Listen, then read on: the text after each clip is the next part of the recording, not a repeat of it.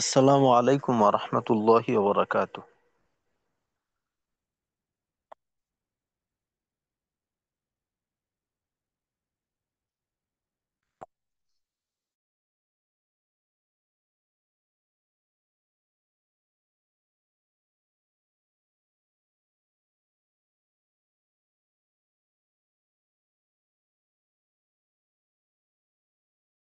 ঈদ اللهم بارك على محمد وعلى آل محمد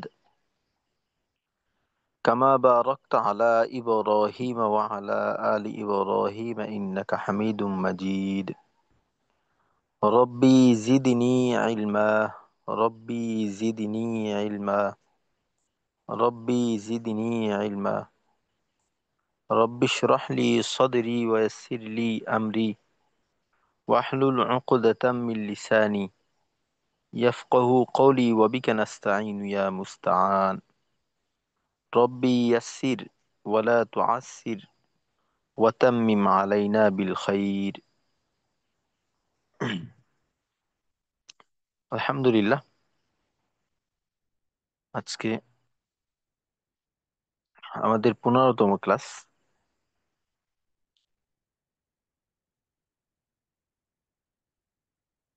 গত ক্লাসে আমরা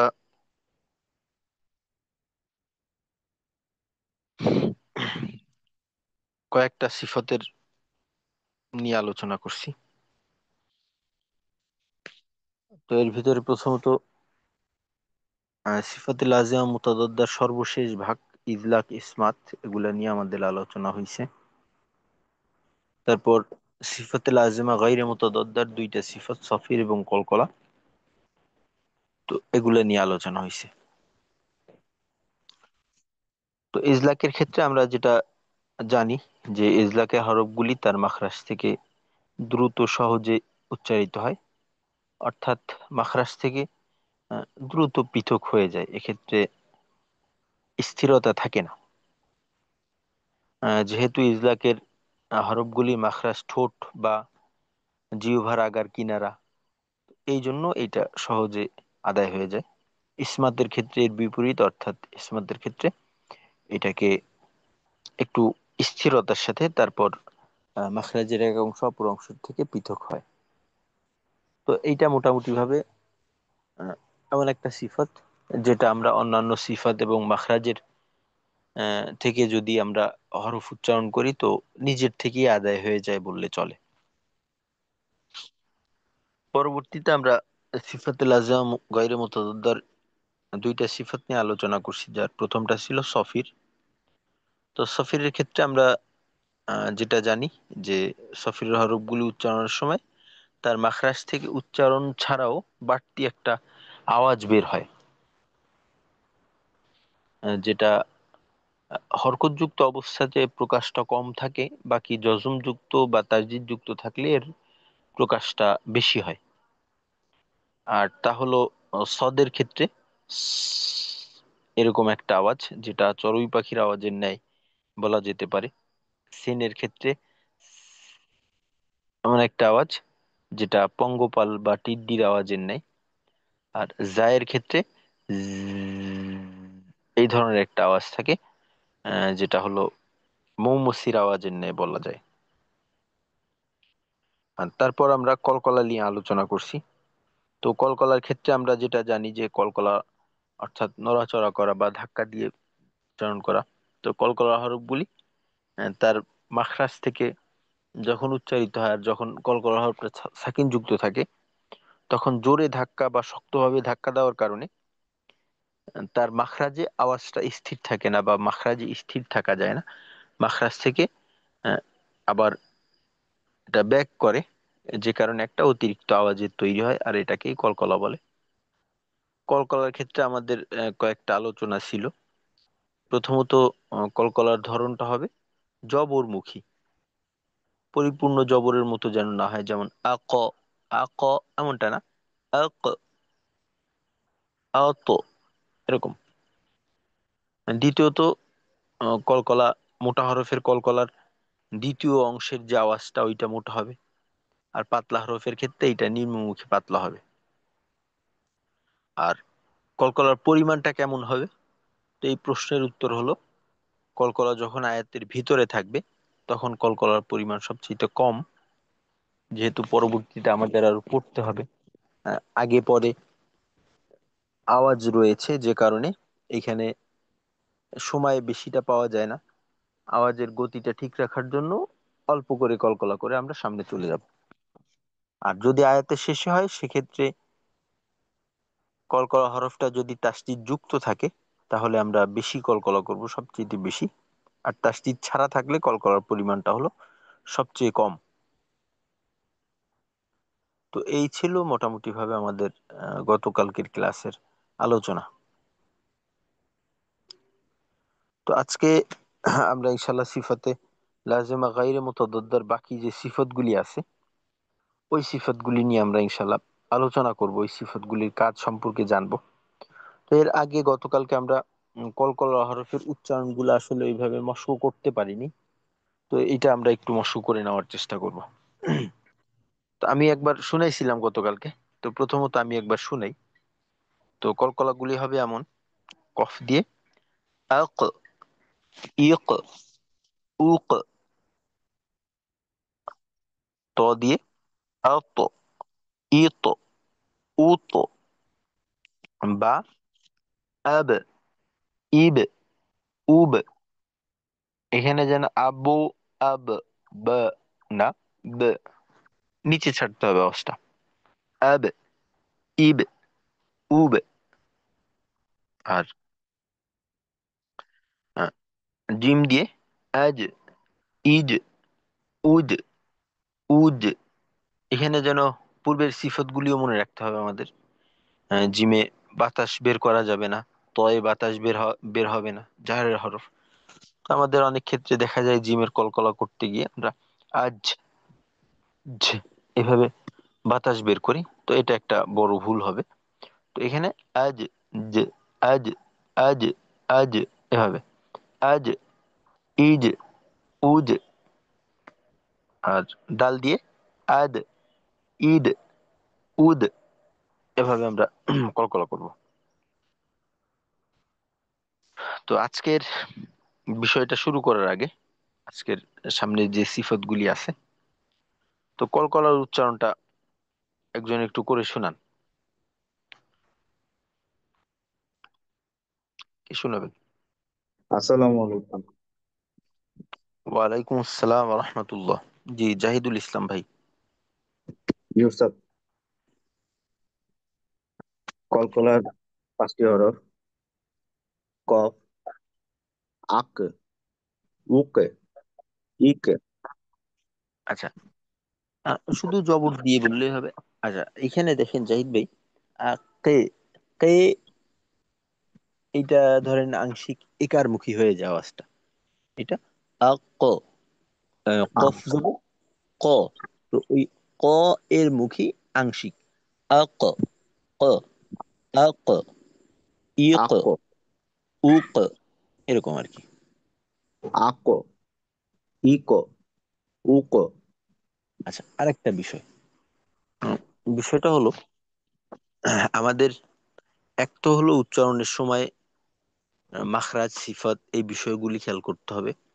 এর সাথে উচ্চারণের সময় আমাদের ঠোঁটের অবস্থাটা কেমন থাকবে এইটাও কিন্তু নির্ধারিত।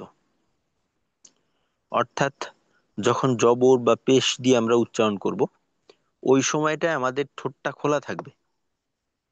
খোলা বলতে গেলে স্বাভাবিকভাবে আমাদের ঠোঁটের দুই কিনারার দূরত্ব যতটা থাকে জবর জেরের ক্ষেত্রে তার থেকেও একটু বেশি হবে। অর্থাৎ মুচকি হাসি দেওয়ার সময় যেভাবে ঠোঁটটা একটু ছড়াইয়ে যায়, তো ওইভাবে একটু ছড়াবে। এবং ঠোঁটের উচ্চতা, অর্থাৎ উপরের ঠোঁটের থেকে নিচের ঠোঁটের দূরত্ব জবরের ক্ষেত্রে ধরেন আনুমানিক 2 আঙ্গুল পরিমাণ, জেরের ক্ষেত্রে এটা তুলনামূলকভাবে একটু কম।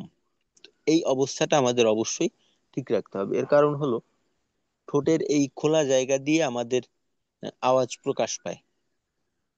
আমি যত সুন্দর করেই ভিতর থেকে কাজগুলি করি না কেন, আওয়াজের প্রকাশটা যদি ঠিকঠাক না থাকে তো এই কারণে আওয়াজটা সুন্দর থাকবে না। আর তাছাড়া জবর, জের, পেশ, এই যে হরকতগুলি আছে, তো এর যে স্বর আছে এই স্বরটাকে ঠিক রাখার জন্য আমাদের এইভাবে করতে হবে।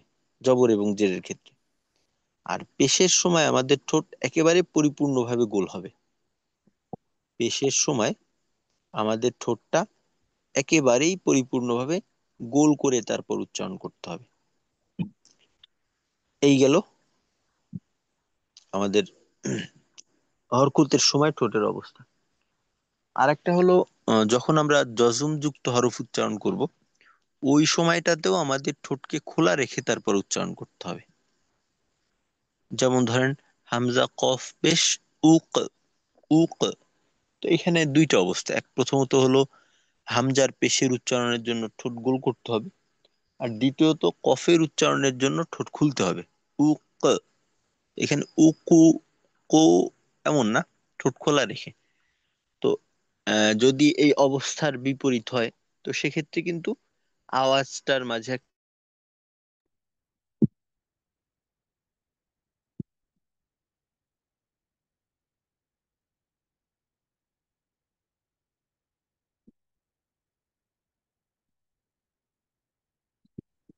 কফের কলকলা।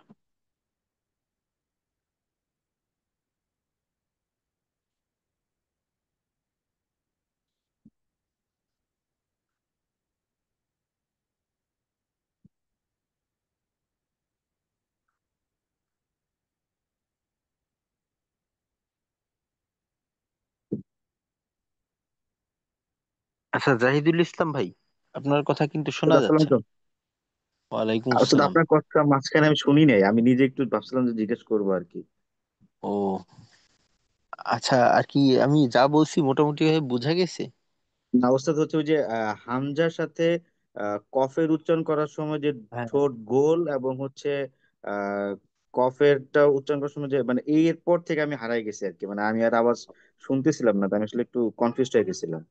আচ্ছা, এই পর্যন্তই আমাদের মূল আলোচনা ছিল যে হামজার, যেমন হামজা কফ পেশ উক, এই যে আওয়াজটা করলাম, তো এইখানে আমাদের ঠোঁট দুইটা অবস্থা হবে ঠোঁটের। প্রথমত উ বলার সময় ঠোঁট গোল হবে, এবং কফের উচ্চারণ বের করার সময় ঠোঁট খোলা রেখে কফের উচ্চারণটা বের করতে হবে। এই হলো কথা আর কি। তো যাই হোক, এভাবে করবো আর কি। আর একটা বিষয়, আমাদের আব্দুর রাজ্জাক ভাইয়ের আব্বা অসুস্থ, আহ, ডাক্তারের সিরিয়ালে আছেন আর কি। ডাক্তার দেখাইতে নিয়ে গেছেন বোধহয়। তো তারপরে উনি ক্লাসে আর কি শুনতেছেন। তো আমরা সবাই ওনার জন্য দোয়া করবো, আল্লাহ রাব্বুল আলামিন যেন হায়াতা তৈয়বা দান করে এবং দ্রুত পূর্ণ সুস্থতা দান করেন। আমিন। আমিন। আচ্ছা ঠিক আছে, জাহিদ ভাই আপনি কফের উচ্চারণটা করেন তাহলে। আক, ইক, উক। আচ্ছা, এটা জবরমুখী হওয়া, আর একটা হলো জবর। আপনার যেটা হচ্ছে যে অনেকটা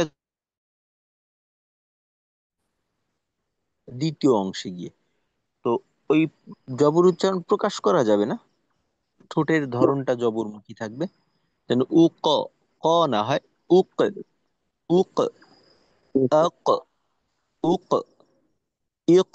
একটা হলো ক, আর একটা হলো ক, ক, ক, এরকম আর ক। কি বিষয়। আচ্ছা, জি তারপর ওস্তাদ। তারপর ত দিয়ে। ত, আত, উত, ইত। আচ্ছা, তয় যেহেতু মোটা এবং শক্ত, আরেকটা বিষয় কি, আরবি যতগুলি হরফ আছে সবগুলি হরফের মাঝে ত হলো সিফাতগত দিক থেকে সবচেয়ে শক্তিশালী হরফ। ত এর ভিতরে কোনো প্রকার দুর্বলতা নেই। এজন্য ত্বকে আর একটু মজবুতির সাথে জোরালো ভাবে আদায় করা, যেমন আত, ইত, উত, জোরালো হয় উত। আর কি। জি। আচ্ছা আত, তারপর ইত, উত, জি, বা। বা। আব, ইব, উব, জি, জিম। জিম, আজ, উজ, ইজ। আচ্ছা এখানে কিন্তু আহ, ফিরতি যে আওয়াজটা ওইখানে বাতাস পাওয়া যাচ্ছে, ওইটাকে জি বাতাস ওস্তাদ, মুক্ত চেষ্টা করতে হবে। চেষ্টা করতেছি। এটা আমি ধরতে পারছি। তো এটা এই চেষ্টা করতেছি ওস্তাদ। জি, বাকিটা মাশাল্লাহ। ইনশাল্লাহ যদি আল্লাহ রহম করে আর কি। জি, ইনশাল্লাহ। আচ্ছা, এটার সঠিক রূপটা যেমন হয় অনেকটা এমন: আজ, জ, জ, আজ, ইজ, উজ।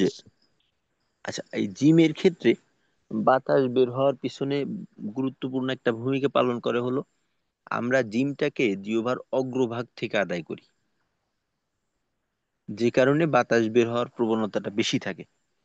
তো জিমটাকে, এইটাকে নিশ্চিত করা যে আমার উচ্চারণটা কোথা থেকে হচ্ছে, এইটা একটা বিষয়। আরেকটা হলো যে জিহ্বার মধ্যখান কোন অংশ, এটা হাত দিয়ে স্পর্শ করলেই আমরা অনায়াসে বুঝতে পারি।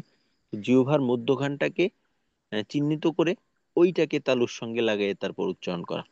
অর্থাৎ যেখান থেকে আদায় করা হয় এর থেকে একটু পিছন থেকে আদায় করলে বাতাস বের হওয়ার চান্স কম থাকে। আর মূল মাখরাজি হলো ওইটা। যেমন যা, একটা হলো যা, যা, এটা একেবারে জিহ্বার সামনের দিকের অংশকে আহ, উপরের তালুর সঙ্গে লাগাইলাম, যা। এমন না হয় যা, না হয় আচ্ছা। যা, জি, জু, আজ, ইজ, উজ, অনেকটা এই ধরনের আর কি। জি, আরেকবার। জি, আজ, ইজ, উজ। উজ, আচ্ছা, জেড দিয়ে যে উচ্চারণটা করলেন কলকলা, এইটা ঠিক ছিল, এটা সুন্দর হয়েছে। পেশ এবং জবরের সাথে যে কলকলা, এটাকে আর একটু ঠিক করে নিতে হবে। জি, ঠিক আছে, মাশাল্লাহ। তারপর দাল। আদ, ইদ, উদ। জি, জাযাকাল্লাহু খাইর, মাশাল্লাহ, সুন্দর হয়েছে। জি, জি, আসসালামু আরেকজন। আলাইকুম। ওয়ালাইকুম আসসালাম। জি, আরেকজন শুনাই আমরা। কলকলা। আহ, কলকলার সাথে তো আমরা আগের থেকেই কম বেশি পরিচিত। জি, আর কে শোনাবেন?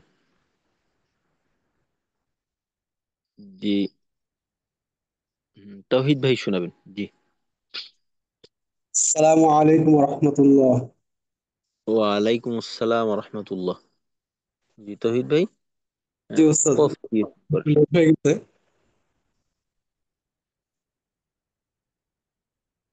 হরফ দিয়ে সবগুলো। কলকলা। সাকিন দিয়ে। জি, বিসমিল্লাহির রহমানির রহিম। আক, ইক, উক। জি। তো, আত, ইত, উত। আচ্ছা, ত্বকে আরেকটু বড় করতে পারলে ভালো হয়। এটা যে আত, তো, আত, ইত, উত, এই ধরনের আর কি। আত, ইত, উত। জি, আচ্ছা। তারপর বা। আব, ইব, উব। জি, জিম। আজ, ইজ, উজ। আচ্ছা, তো এই একটু বাতাস বের হলো মনে হয়। একটু আগেই যেটা বললাম জি। যে জিমটাকে জিহ্বার একেবারে মাঝ বরাবর থেকে উচ্চারণ করা, এইটা নিশ্চিত আ- করতে পারলে বাতাসটা নিয়ন্ত্রণে রাখা সহজ হয় আর কি। আজ, ইজ, উজ, কলকলা বাতাস কিন্তু একটা বিপরীতমুখী বিষয়। গতকালকে বলছিলাম যে একটা হরফে কলকলা থাকার জন্য শর্ত হলো জাহার জি। এবং সিদ্ধা, এই দুইটা সিফত থাকলেই কলকলা হওয়া সম্ভব। অন্যথায় হামসে বা রিখওয়াতে কখনোই কলকলা হওয়া সম্ভব না। তো কলকলা হওয়ার পূর্ব শর্ত হলো এই দুইটা। তো জিমে যদি বাতাস বের করি, তো এইটা কলকলার বিপরীত হয়ে যায়। এই জন্য আ- আজ, জ, জ, আজ, ইজ, উজ, এই ধরনের হয় আর কি বিষয়টা। আর একবার জি পড়ি। জি। আজ, ইজ, উজ। হুম। আচ্ছা, এটা পরবর্তীতে খেয়াল করবেন আরো। আচ্ছা, আচ্ছা ঠিক তারপর আছে। ডাল। আদ, ইদ, উদ। আচ্ছা, এই পেশ দিয়ে যখন আমরা কোনো হরফের জজমের উচ্চারণ করব, তো জি। সেক্ষেত্রে শুধুমাত্র ওয়াও যদি থাকে তাহলে ঠোঁট গোল হবে। আর অন্য কোনো ক্ষেত্রে পেশ দিয়ে যখন আমরা জজমের উচ্চারণ করব, তো ওই জজমালা হরফটার উচ্চারণ ঠোঁট খোলা রেখে করতে হবে। যেমন এখানে আমরা উদ, এই যে উ, উটা ঠোঁট গোল, দ, এই আওয়াজটাই ঠোঁট খোলা। একেবারে ঠোঁটকে স্বাভাবিকভাবে খোলা রেখে টান টান করে তারপর উচ্চারণ উদ, উদ, আদ, ঈদ, উদ, আদ, ঈদ, উদ, এরকম। আর যদি গোল আচ্ছা করি উদ্দু, দু, তখন কলকলার দ্বিতীয় অংশের আওয়াজটা অনেকটা ও এর মতো হয়ে যায়। আচ্ছা। ঠিক আছে, মাশাল্লাহ। জি ওস্তাদ।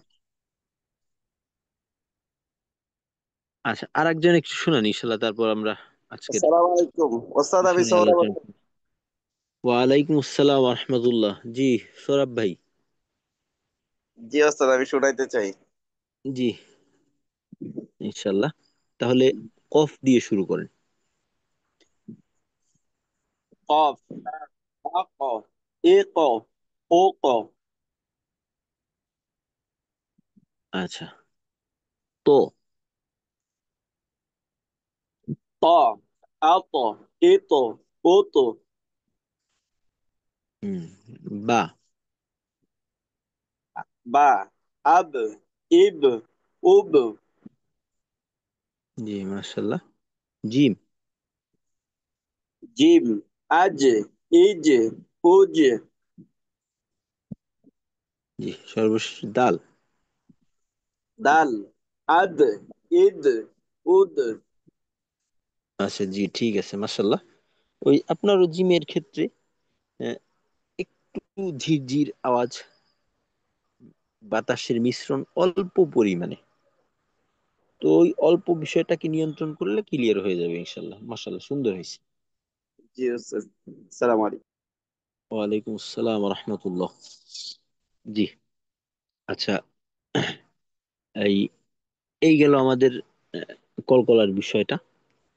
তো আমরা ইনশাল্লাহ আজকে সামনের যে সিফত গুলি আছে, সামনে আমাদের 5টা সিফত আছে।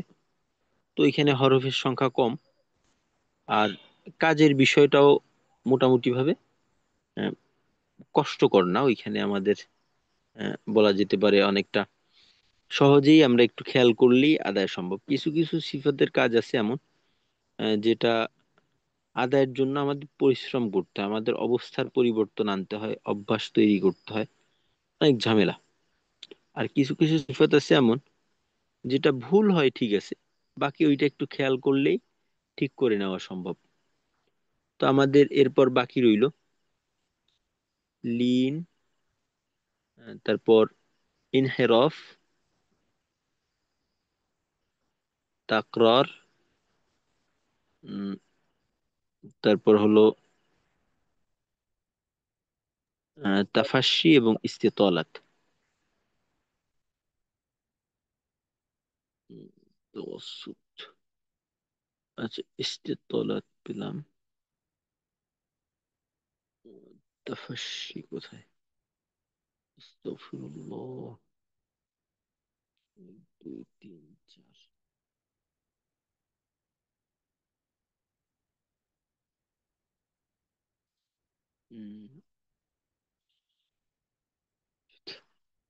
আচ্ছা, প্রথমে যেটা আছে ওইটা হলো লিন। তো লিনের সম্পর্কে কিন্তু আমাদের পূর্বে থেকেই কিছুটা ধারণা আছে যে লিন হলো, লিনের হরফ দুইটা, জবরের বাম পাশে জজমালা ওয়াও এবং জবরের বাম পাশে জজমালা ইয়া। এই দুইটা হলো লিনের হরফ। তো লিনের হরফ হলে যেটা করতে হয়, আচ্ছা, কোনটা আসলো, কি বললো? লিনের হরফ হলে ডান দিকের হরকতের উচ্চারণের সঙ্গে আমাদের এই উচ্চারণটাকে তাড়াতাড়ি করে করতে হবে। আর তাড়াতাড়ি বলতে গেলে এখানে আহ, বোঝানো হয় যে মাদের মতো লম্বা না করা, বাকি আমাদের এই উচ্চারণটা যেহেতু এখানে রিখওয়া সিফাত পাওয়া যায় এই জন্য কিছুটা সময় পাবে। লিন, ইনহেরফ, ডর,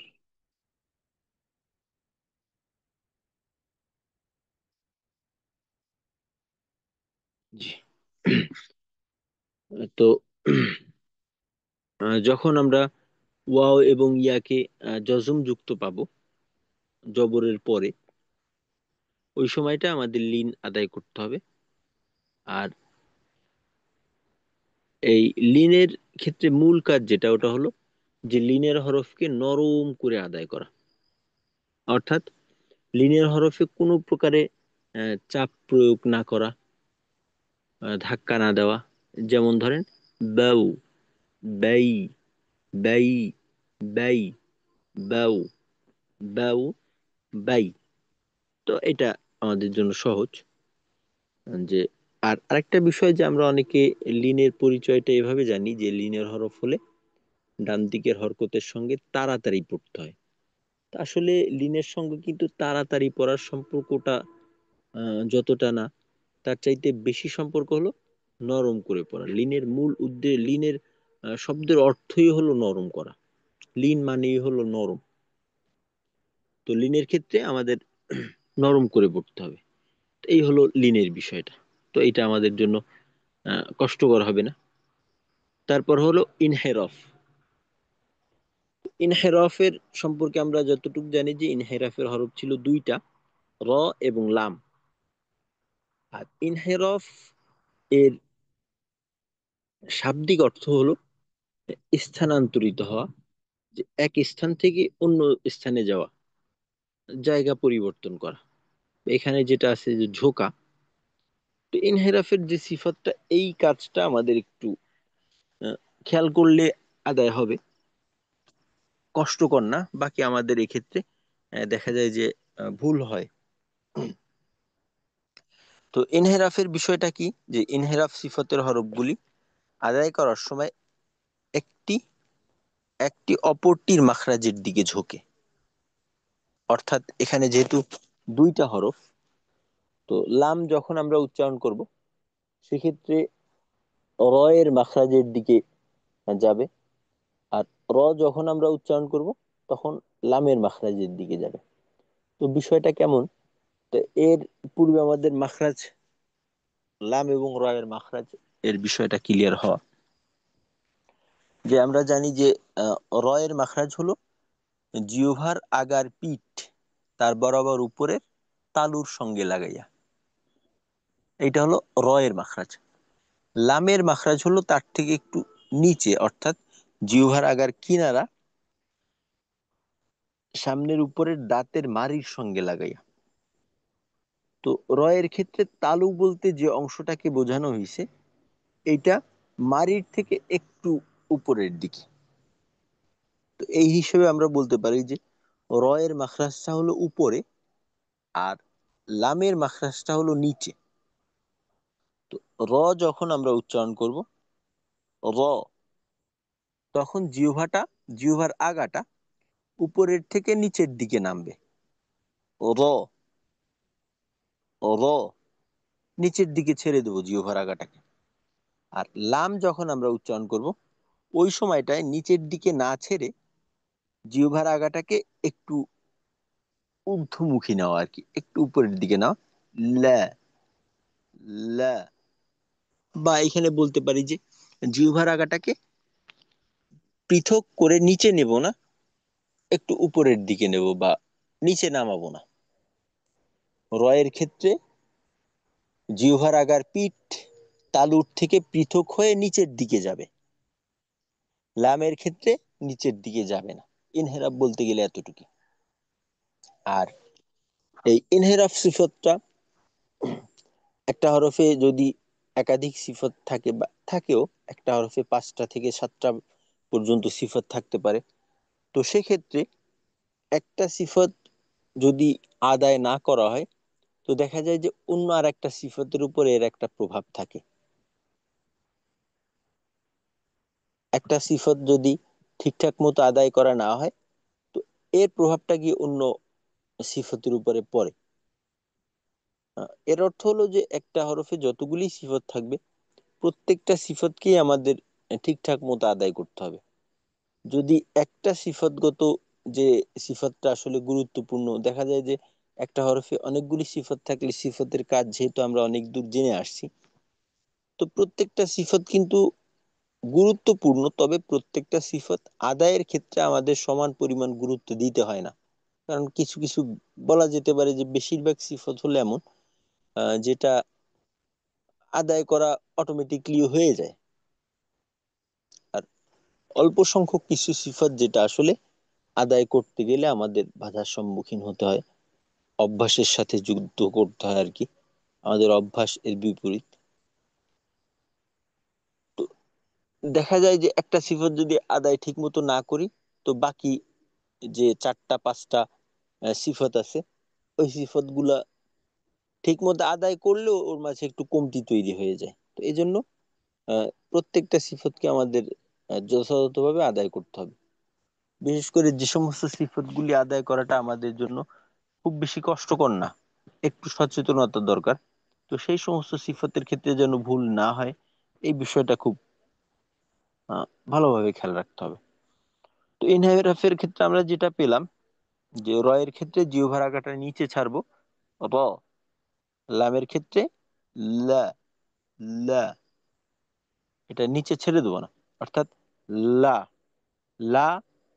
এখানে দেখেন এই ইনহেরাফ সিফতটা আদায় করা এবং না করার মাধ্যমে লামের ক্ষেত্রে যেটা হয়, একটা হলো লা, লা, লা, এই যে করলাম, এই যে লামের উচ্চারণের যে স্বরটা, আরবরা লামের উচ্চারণটা এভাবে করে না। ওদের লামের উচ্চারণ লা, লা, আ, এই ধরনের এটা থাকে লা।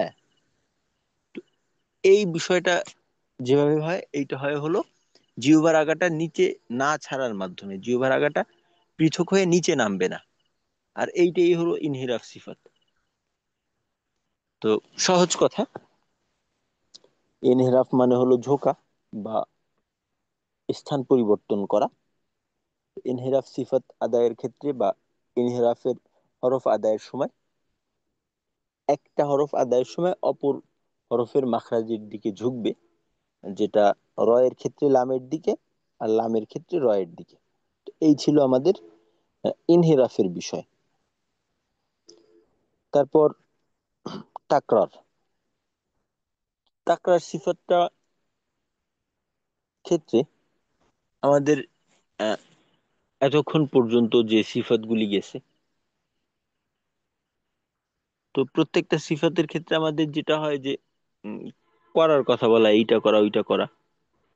কিন্তু তাকরারের ক্ষেত্রে এটা আমাদের হয়ে যায় এটার থেকে বিরত থাকা। অর্থাৎ তাকরার হয় প্রত্যেকটা সিফাতের ক্ষেত্রে, যে নামটা আছে ওইখানে ওইটা করতে হয়। যেমন ধরেন হামস এর ক্ষেত্রে হামস আদায় করতে হয়, জাহারের ক্ষেত্রে জাহার আদায় করতে হয়। প্রত্যেকটা সিফাত, ইস্তিআলা বলেন, ইস্তিফাল বলেন, ইতবাক, ইনফিতা, ইজলাক, ইসমাত বা সফির, কলকলা, লিন, ইনহিরফ, এই পর্যন্ত যতগুলি সিফাত আছে প্রত্যেকটা সিফাত আদায় করতে হয়। কিন্তু এই তাকরার হলো একমাত্র সিফাত যেটা আদায় থেকে বিরত থাকার কথা বলা হয় আর কি। ওইটা হলো কি, তাকরার মানে হলো বারংবার হওয়া। আর তাকরার হরফ জানি যে আমরা শুধুমাত্র একটা। তো তাকরার বিষয়টা কি, তাকরার বিষয়টা হলো র হরফটি আদায় করার সময় জিহ্বার মাথা কেঁপে ওঠার কারণে একটি র এর পরিবর্তে কয়েকটি র হতে চায় বা হয়ে যায়, কিন্তু অতিরিক্ত কম্পন থেকে বেঁচে থাকতে হবে। যদিও র এর উপরে তাসদিদ হোক বা জজম হোক, যে কোনো অবস্থাতে র আদায়ের ক্ষেত্রে এই অতিরিক্ত কম্পন যেটা, এটার থেকে আমাদের বাঁচতে হবে। তো তাকরার বিষয়টা কি? তাকরার বিষয়টা হলো, যেমন ধরেন র জবর র, র, র, রি, রু, আর, ইর, উর, আর, র, আর, রি, আর, রু। এটা হলো রয়ের মূল উচ্চারণ। এর তাকরার কোনটা? তাকরার হলো র, এই যে র, র, এই যে একটা আওয়াজ হচ্ছে, র, রি, রু, বা আর, ইর, উর, উর, এই যে জিহ্বার আগাটা একটা কম্পন হয়ে বারবার উপরের তালুকে স্পর্শ করে, প্রত্যেকবার খন্ড খন্ড ছোট ছোট রয়ের জন্ম হয় উচ্চারণগত ভাবে। তো এই বিষয়টাকে আমাদের নিয়ন্ত্রণ করতে হবে। এটা না করলে একটা রয়ের জায়গায় একাধিক র উচ্চারণ হয়ে যাবে ছোট ছোট করে। যেমন যদি আমি এইভাবে বলি র, একটা র উচ্চারণ হলো র, কিন্তু যদি আমি বলি র, তো মূল উচ্চারণের আগে অনেকগুলো ছোট ছোট রয়ের বাচ্চা তৈরি হয়ে গেল। এই বিষয়টা থেকে আমাদের বাঁচতে হবে। আর রয়ের সর্ব অবস্থাতেই এই বিষয়টা থেকে আমাদের বাঁচা দরকার, চাই সেটা জজম তাসদিদ যা কিছু হোক না কেন।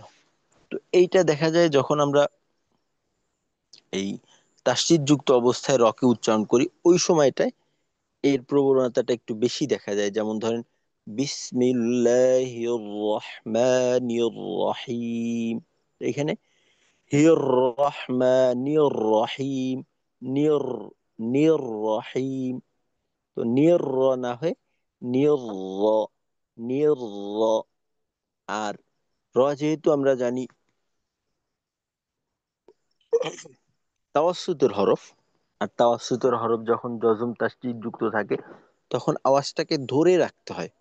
তো আওয়াজটাকে খুব সতর্কতার সঙ্গে ধরে রাখা, যেমন র, আর, ইর, উর, এই রূপে ধরে রাখা, এটা যেন আর এই রূপে না হয়। এটা হলো তাকরারের কাজ। যে তাকরার মানে হলো ঝোঁকা বা স্থান পরিবর্তন হওয়া, স্থান পরিবর্তন করা। র আদায়ের করার ক্ষেত্রে যেটা হয় যে জিহ্বার আগায় কম্পন হয় একটা, যে কারণে দেখা যায় যে জিহ্বার আগা বারবার উপরের তালুকে স্পর্শ করে। আর একাধিক একটা রয়ের পরিবর্তে একাধিক র উচ্চারণ হয়ে যেতে চায় বা হয়ে যায়। তো আমাদের র উচ্চারণ করার ক্ষেত্রে এই পরিস্থিতি থেকে বাঁচতে হবে, একেবারে একটা রয় উচ্চারণ করতে হবে। এই হলো তাকরর। তারপরের সিফাতটা ছিল আমাদের তাফাশি। তাফাশির সিফাতের পিডিএফটাকে আমি খুঁজে পাচ্ছি না। তাফাশি মৌখিকভাবে বলে দিই, তাফাশি হলো, এটা সহজ একটা কাজ। এইটা করার জন্য আসলে আমাদের আহ, কিছু করার প্রয়োজন নেই, এটা অটোমেটিকলি আদায় হয়ে যায়। তো বিষয় যেটা হয় ওইটা হলো যে ছড়ায়ে পড়া। তাফাশি মানে হলো ছড়ানো শাসা শব্দ। তো তাফাশির হরফ আমরা জানি যে একটা শিন, এই শিন উচ্চারণ করার সময় মুখের ভিতর বাতাস ছড়ায়ে পড়ে। তো যেমনটা কিনা আমরা শা, এই যে শা, শি, শু, আশ, বাতাস ছড়াই পড়ে মুখের ভিতরে। এইটাই, এইটাকেই তাফাস্সি বলে।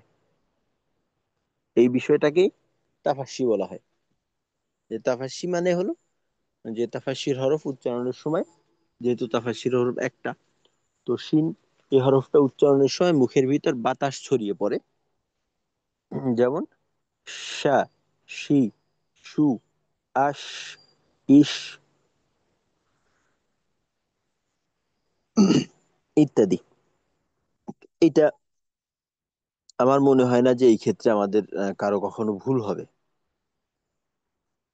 আর সর্বশেষ সিফাতটা হলো ইস্তেতলা। ইস্তেতলা মানে হলো লম্বা হওয়া, দীর্ঘ হওয়া। আর এই সিফাতটাও আসলে আহ, আমাদের সিফতগত ভাবে কিছু করার প্রয়োজন নেই, যদি আমরা যথাযথ মাখরাজের ব্যবহারটা করি তাহলেই এই সিফাতটা অটোমেটিকলি আদায় হয়ে যায়। তো ইস্তিতলা এটা কি? ইস্তিতলা হলো আহ, যেহেতু ইস্তিতলার হরফ হলো একটা দদ, তো দদ হরফটি আদায় করার সময় তার মাখরাজের শুরু থেকে শেষ পর্যন্ত তথা আহ, একেবারে আহ, পিছনের যে দাঁত আছে ওইখান থেকে নিয়ে সামনের দিকের দাঁতের আগ পর্যন্ত জারি রাখা আর কি, লম্বা করা। তো এখানে একটা নির্দিষ্ট দাঁতের নাম বলা হয়েছে, নাওয়াজিজ থেকে দওয়াহিক পর্যন্ত। তো নাওয়াজিজ বলা হয় একেবারেই পিছনের যে দাঁতটা থাকে, অর্থাৎ আক্কেল দাঁত বলতে পারি আমরা। তো ওইখান থেকে নাওয়াজিজ দাঁত বলা হয় আমাদের যে মুখে যে চারটা ধারালো দাঁত থাকে। আহ, দাঁতের অগ্রভাগ চিকন, উপরে দুইটা থাকে নিচে দুইটা থাকে। তো এই দুইটাকে বলা হয়, এই দাঁত চারটাকে বলা হয় নাওয়াজিজ। তো এর আগ পর্যন্ত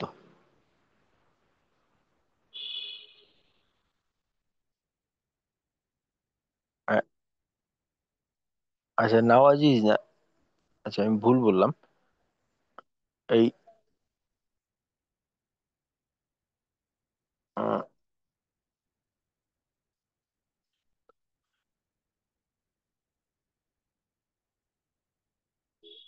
আচ্ছা, নাওয়াজিজ বলা হয় একেবারে পিছনের দাঁতটাকে। আর এখানে দ্বিতীয়ত বলা হয়েছে দওয়াহিক পর্যন্ত। এইখানে এই যে মাথা চিকন যে চার দাঁত আছে এর পাশের যে দাঁতটা আছে, অর্থাৎ পিছনের দিকে, সামনের দিকে না, এইটাকে বলা হয় দওয়াহিক। তো এই হিসেবে বলতে পারি যে আমরা একেবারে পিছনের আক্কেল দাঁত থেকে নিয়ে পাঁচটা দাঁত, পাঁচটা দাঁত একেবারে পিছনের দাঁত থেকে নিয়ে ওইটা সহকারে পাঁচটা দাঁত, আহ, উপরের ডানে পাঁচটা বামে পাঁচটা, নিচে ডানে পাঁচ বামে পাঁচ, মোট হলো 20টা দাঁত। এটাকে একত্রে আমরা বলতে পারি মাড়ির দাঁত। বলতে গেলে এই দাঁতগুলো, এই 20টা দাঁতকে মাড়ির দাঁত বলা হয় আর কি। তো দদের ক্ষেত্রে যেটা বলা হলো যে দদের হরফটা উচ্চারণ করার সময় মাখরাজটাকে ছোট একটা অংশে সীমাবদ্ধ না রেখে একেবারে লম্বা একটা জায়গা দদের উচ্চারণে ক্ষেত্রে ব্যবহার করা, মাখরাজের লম্বা একটা জায়গা ব্যবহার করা।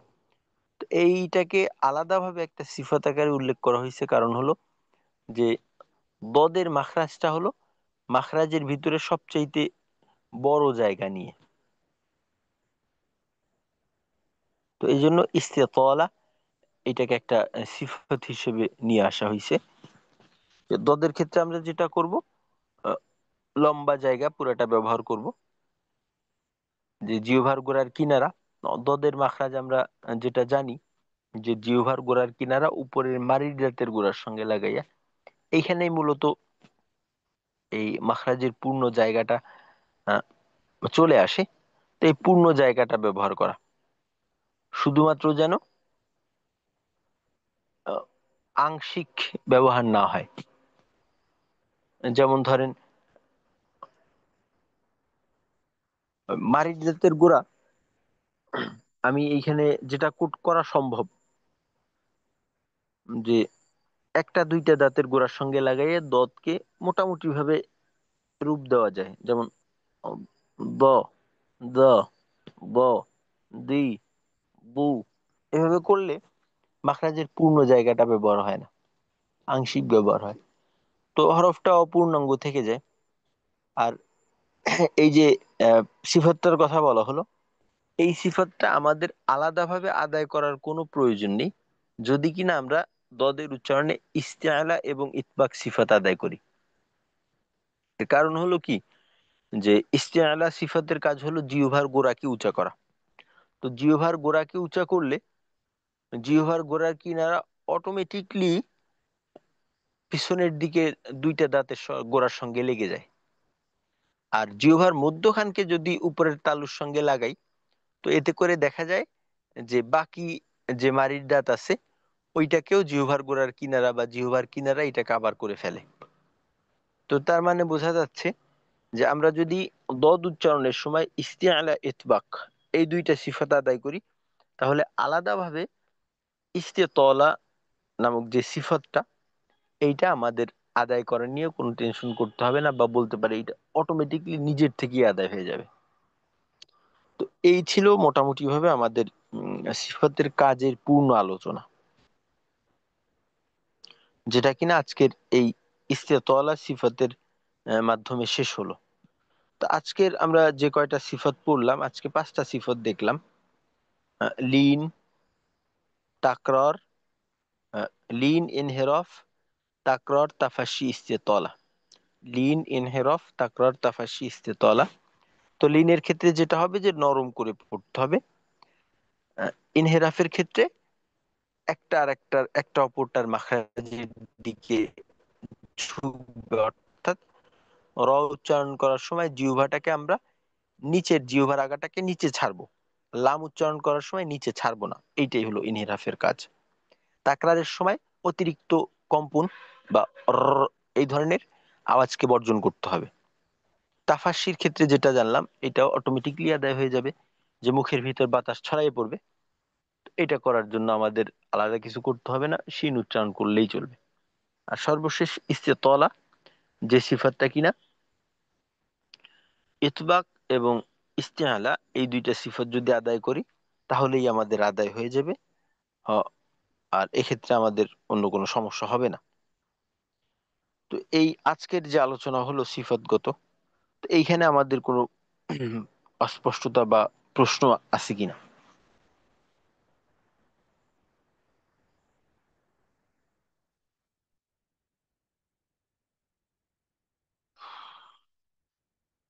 আজকের আলোচনার বিষয় আমরা সবাই বুঝতে পারছি ইনশাল্লাহ? জি, বুঝছি স্যার, ইনশাল্লাহ। আলহামদুলিল্লাহ। জি, আলহামদুলিল্লাহ। আচ্ছা, আজকে আমরা একটা জিনিস দেখব, যে গতকালকে একটা পিডিএফ দেওয়া হয়েছিল। আশা করি সবাই আহ, এটা সংরক্ষণে করছেন। ওইটা হলো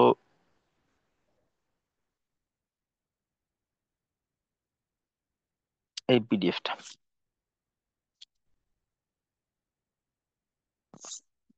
এখানে একটা জিনিস দেখেন, যে এখানে তো প্রত্যেকটা হরফের সিফত উল্লেখ করা আছে, সাথে সিফতের কাজের সম্পর্ক ধারণা দেওয়া আছে, এবং সর্বশেষ নিচে একটা কথা লেখা আছে যে মধ্যম শক্তিশালী। আর আরেকটা বিষয় খেয়াল করলেই দেখবেন যে সিফতের নামগুলা কিন্তু এক রঙে লেখা না।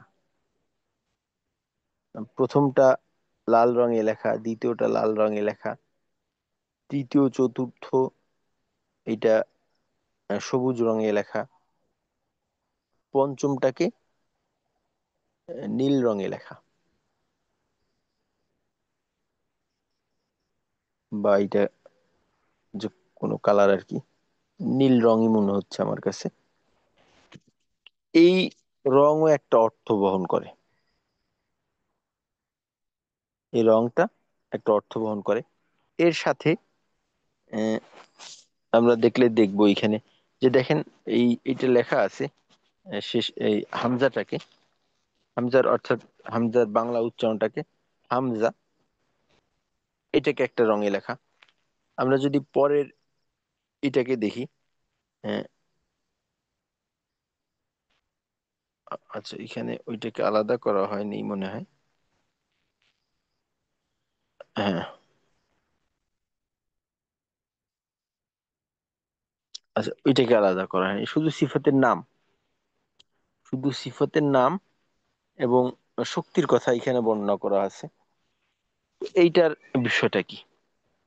এর বিষয়টা হলো যে আমরা যে সিফতগুলি পড়ছি, আচ্ছা বলেন তো কেউ, যে আমরা মোট কয়টা সিফত পড়ছি?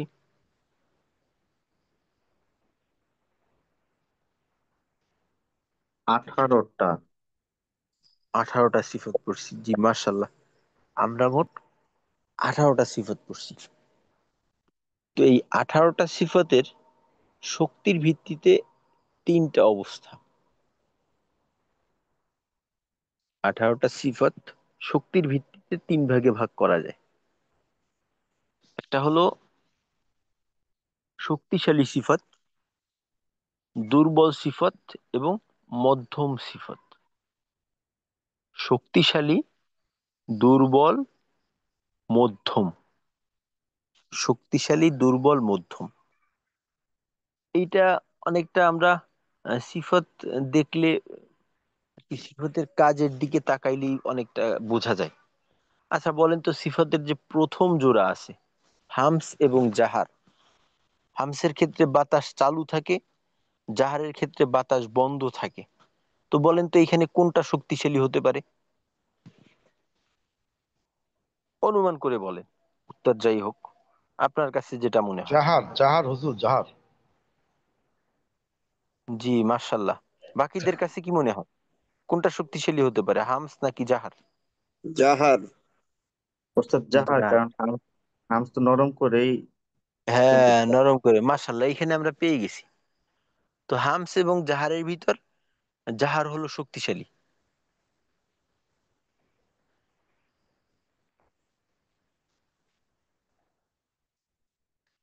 আহ, তো 18টা যে সিফাত আছে, এই 18টা সিফাতের মাঝে 5টা সিফাত হলো দুর্বল,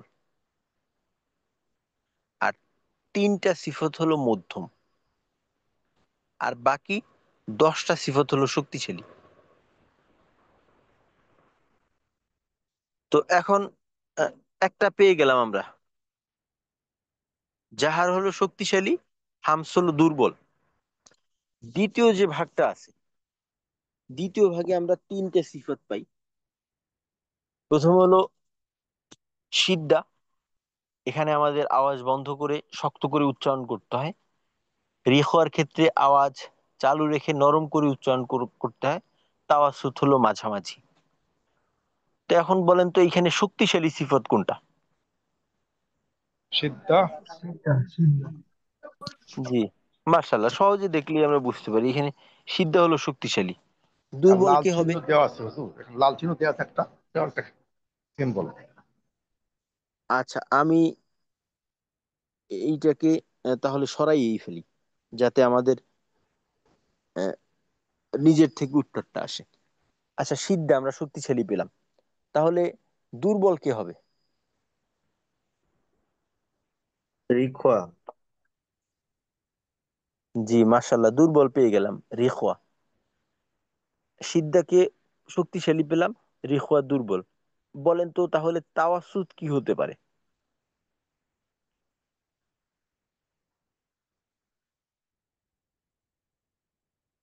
তাওয়াসুত যে সিফাতটা আছে, এটা তাওয়াসুদ কোন মধ্যম। মানের হবে? মধ্যম। জি মাশাল্লাহ, সঠিক অনুমান বা সঠিক উত্তর। তাওয়াসুত মধ্যম, কারণ কাজের ক্ষেত্রেই কিন্তু আমরা দেখি তাওয়াসুত আসলে আসলে রিখওয়া এবং সিদ্ধার মাঝামাঝি একটা কাজ করে। তো তাওয়াসুত মধ্যম, এখানে কোনো সন্দেহ নেই। গেল।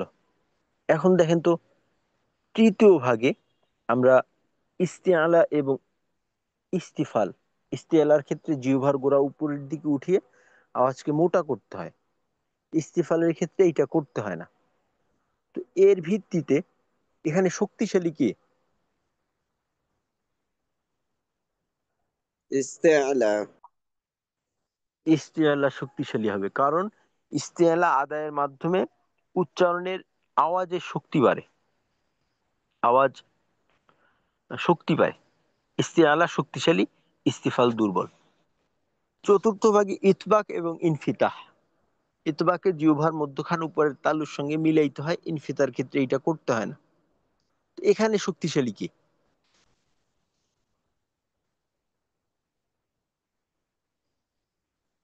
ইতবাক নাকি ইনফিতাহ? ইতবাক উস্তাদ। ইতবাক। জি মাশাল্লাহ, ইতবাক শক্তিশালী, ইনফিতাহ হলো দুর্বল। আর পঞ্চম ভাগে ইজলাক এবং ইসমাত। তো এই দোনোটা সিফত হলো মধ্যম সিফত।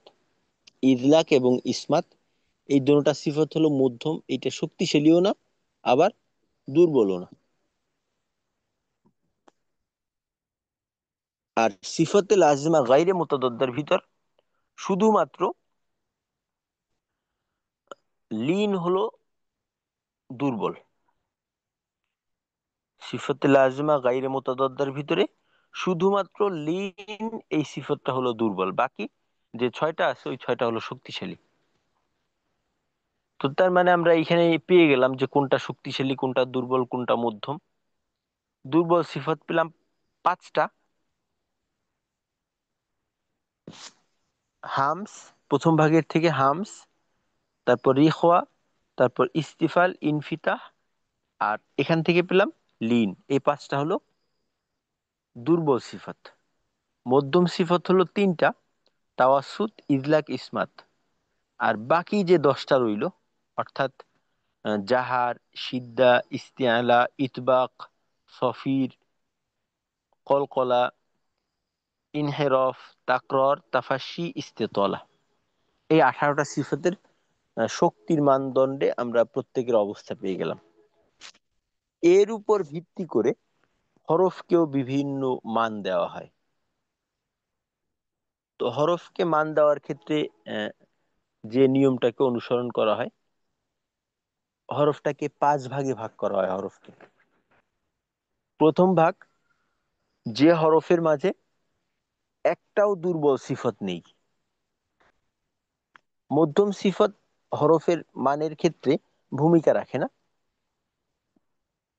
যে হরফের মাঝে একটাও দুর্বল সিফত নেই ওই হরফটাকে বলা হয় অধিক শক্তিশালী হরফ। আর এমন হরফ শুধুমাত্র একটা আছে, ওইটা হলো ত। দ্বিতীয়ত, যে হরফের মাঝে দুর্বল সিফত পাওয়া যায় তবে দুর্বল সিফতের থেকে শক্তিশালী সিফতের সংখ্যা বেশি, ওইটা হলো শক্তিশালী হরফ। অধিক শক্তিশালী না, শক্তিশালী হরফ, সিফতগত দিক থেকে শক্তিশালী হরফ। আর তৃতীয় হলো, যে হরফের ভিতর দুর্বল এবং শক্তিশালী সিফতের সংখ্যা সমান, এটা হলো মধ্যম হরফ। 4 নম্বরে হলো, যে হরফের মাঝে দুর্বল সিফতের তুলনায় শক্তিশালী সিফতের সংখ্যা কম, ওইখানে শক্তিশালী সিফত আছে তবে শক্তিশালী সিফতের সংখ্যা কম, এটা হলো দুর্বল হরফ। আর 5 নম্বরে হলো অধিক দুর্বল। অধিক দুর্বল হরফ বলা হয় যে হরফের ভিতরে একটাও শক্তিশালী সিফত নেই। তো এই হিসেবে হরফকে 5টা ভাগে ভাগ করা হয়। প্রথম যেটা পেলাম ওইটা হলো অধিক শক্তিশালী হরফ, অর্থাৎ যে হরফের ভিতরে কোনো দুর্বল সিফত নেই। দ্বিতীয়, যে হরফে দুর্বল সিফতের তুলনায় শক্তিশালী সিফতের সংখ্যা বেশি, এটা হলো শক্তিশালী হরফ। যে হরফে দুর্বল এবং শক্তিশালী উভয় সিফতই বরাবর, ওইটা হলো মধ্যম হরফ। যে হরফে শক্তিশালী সিফতের তুলনায় দুর্বল সিফত বেশি, ওইটা হলো দুর্বল হরফ। আর যে হরফের মাঝে একটাও শক্তিশালী সিফত নেই, সব দুর্বল, সব না, মধ্যম সিফত পাওয়া যাবে, যে যে হরফের মাঝে একটাও শক্তিশালী সিফাত নেই, ওইটা হলো অধিক দুর্বল হরফ। তো এই হিসেবে আমরা হরফের এবং সিফাতের মান পেয়ে যাই। তো যেহেতু পিডিএফটাকে দিয়ে দেওয়া হয়েছে গতকালকেই, গত ক্লাসে, তো ইনশাল্লাহ ওই পিডিএফটা আমরা সামনে নিয়ে এক তো হলো হরফের উচ্চারণের চর্চা করব সিফাত অনুযায়ী, তারপর সিফাত নির্ণয় করব, নিজে নিজে করব, তারপর নিজেরটা চেক করে নিব, তারপর আমি নিজে নিজে হরফের মান নির্ণয়ের চেষ্টা করব যে হরফের মানটা কি হতে পারে। তো তারপর যদি হলো তো হলো, মাশাল্লাহ, না হলে দেখে নিলাম। তো আগে নিজে উত্তর বের করব, তারপর দেখব, মিলাবো যে আমার উত্তর ঠিক আছে কিনা। তো ইনশাল্লাহ আমরা এভাবে একটু প্র্যাকটিস করার চেষ্টা করব। আর আগামীকালকে যেহেতু শুক্রবার, আমাদের আগামীকালকে সাপ্তাহিক ছুটি থাকবে ইনশাল্লাহ। তো আমাদের যদি কোনো বিষয়ে দুর্বলতা থাকে তো ইনশাল্লাহ ওইটাকে আমরা এই শুক্রবারকে কাজে লাগাইয়া ওই দুর্বলতাটা ঠিক করে নেওয়ার চেষ্টা করব। তো আজকে আমাদের আলোচনা এতটুকুই থাকবে ইনশাল্লাহ। তো এই পর্যন্ত আমরা শেষ করব। তো শেষ করার আগে যদি আমাদের কোনো প্রশ্ন থাকে বা কারো কিছু যদি বলার থাকে।